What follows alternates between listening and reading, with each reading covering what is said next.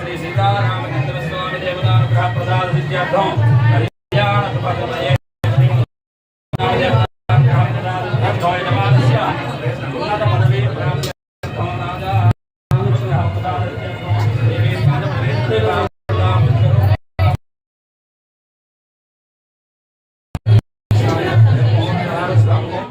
ఏం చేశాడంటే ఒక్కసారిగా లక్ష్మణ స్వామి వంక చూసి తమ్ముడు వంక చూసి కనుసైగ చేశాడు. లక్ష్మణ స్వామి కూడా రామచంద్రమూర్తి వంక చూసి ప్రతిసైగ చేశాడు.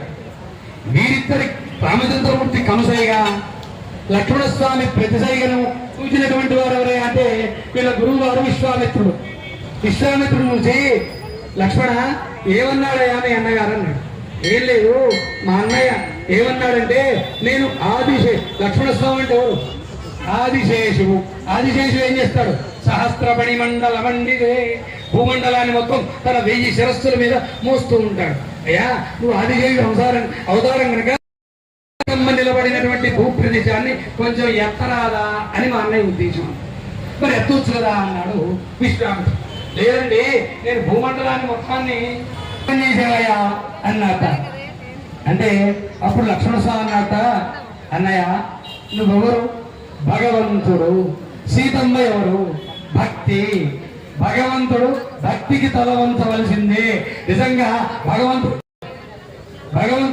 భక్తికి తలవంచకపోతే ఇవాళ ఇంతమందిని వచ్చేవారా? వారి యొక్క హృదయాల నుంచి చక్కగా వారి యొక్క హృదయాల్లో భగవంతుడు దొరకబడి ఇంతటి కార్యక్రమాన్ని స్వీకరింపజేసేవాడా? అందుచేత చక్కగా నవ్వులు పువ్వులని తులసీదాస్ గారు రామాయణ గ్రంథంలో చేశారు. ఇప్పుడు తలంబ్రాలు కాగానే 5 నిమిషాల్లో వంద